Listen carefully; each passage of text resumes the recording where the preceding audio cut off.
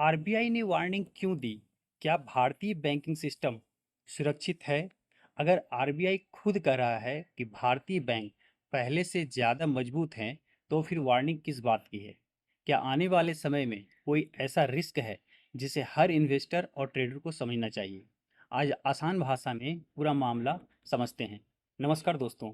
आज हाल ही में आरबीआई ने भारतीय बैंकिंग सिस्टम को लेकर एक महत्वपूर्ण रिपोर्ट जारी की है। इस रिपोर्ट में अच्छी खबर भी है और कुछ ऐसी चेतावनियां भी हैं जिन्हें हर इन्वेस्टर, ट्रेडर और आम नागरिक को समझना चाहिए। आज हम बिना किसी कठिन फाइनेंशियल लैंग्वेज के पूरी बात आसान शब्दों में समझेंगे। सबसे पहले अच्छी खबर।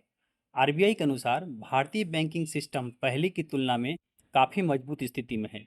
बैंक्स के बैड लोन्स यानी नॉन परफॉर्मिंग एसेट्स एनपीए लगातार कम हुए हैं। बैंक्स की कैपिटल पोजीशन भी पहले से मजबूत मानी जा रही है। इसका मतलब है कि भारतीय बैंकिंग सिस्टम पहले की तुलना में अधिक स्टेबल दिखाई देता है। यह निश्चित रूप से एक सकारात्मक संकेत है। लेकिन यही कहानी खत्म नहीं होती। आरबीआई ने पहली बड़ी चिंता बताई है हाउस होल्ड डेब्ट यानी लोगों पर बढ़ता हुआ लोन।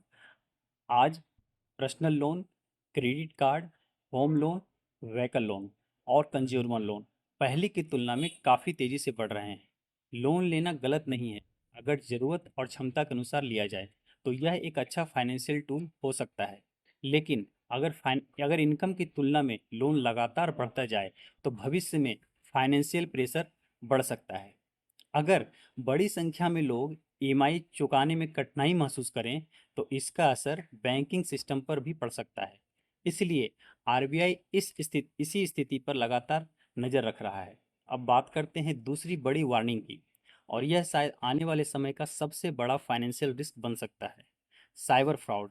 आज लगभग हर व्यक्ति UPI, net banking, mobile banking, credit card और ऑनलाइन पेमेंट का उपयोग कर रहा है। लेकिन जितनी तेजी से डिजिटल बैंकिंग बढ़ रहा है, उतनी ही तेजी से साइबर क्रिमिनल्स भी नए तरीके अपना रहे हैं। Fake investment links, phishing messages, OTP fraud, screen sharing apps, fake trading apps, इन सभी फाइनेंशियल लॉस हो सकता है। इसलिए सिर्फ पैसा कमाना ही नहीं, अपने पैसे को सुरक्षित रखना भी उतना ही जरूरी है। अब सवाल है, एक ट्रेडर्स को इससे क्या सीखना चाहिए? सीख बहुत आसान है। सिर्फ चार्ट देखकर ट्रेडिंग मत कीजिए। इकोनॉमी और रिस्क दोनों को समझना जरूरी है, क्योंकि मार्केट सिर्फ प्राइस से नहीं चलता। विश्वास, इकोनॉमी, लिक्विडिटी, इंटरेस्ट रेट्स और रिस्क भी मार्केट को प्रभावित करते हैं। इसलिए प्रोफेशनल ट्रेडर्स हमेशा मार्केट के साथ साथ इकोनॉमिक अपडेट्स पर भी ध्यान देते हैं। तो आइए जल्दी से पूरी बात दोहराते हैं। भारतीय बैंकिंग सिस्टम पहले की तुलना में मजबूत है। बैड लोन्स कम हुए हैं। बैंक्स की फाइनेंशियल पोजीशन बेहतर हुई है। लेकिन हाउस होल्ड डेब्ट लगातार बढ़ रहा है। साइबर फ्रॉड भी तेज़ी से बढ़ रहा है। इसलिए केवल ट्रेडिंग स्ट्रेटेजी ही नहीं, फाइनेंशियल अवेयरनेस भी उतनी ही ज़रूरी है। अब मैं आपसे एक सवाल पूछना चाहता हूँ। आपके अनुसार आने वाले समय में सबसे बड़ा फाइनेंशियल रिस्क क्या हो सकता है? बढ़ता हुआ लोन, साइबर फ्रॉड या कुछ और? कमेंट में अपनी राय जरूर लिखिए। आपकी ऑब्जर्वेशन किसी दूसरे व्यूअर्स की भी मदद कर सकती है।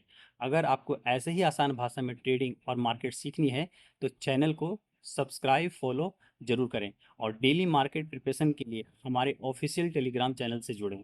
अगर आपको फाइनेंस, इन्वेस्टिंग और ट्रेडिंग से जुड़ी ऐसे ही महत्वपूर्ण जानकारी पसंद है तो नो चार्ट फाइनेंस को अभी फॉलो, सब्सक्राइब, लाइक और शेयर जरूर करें।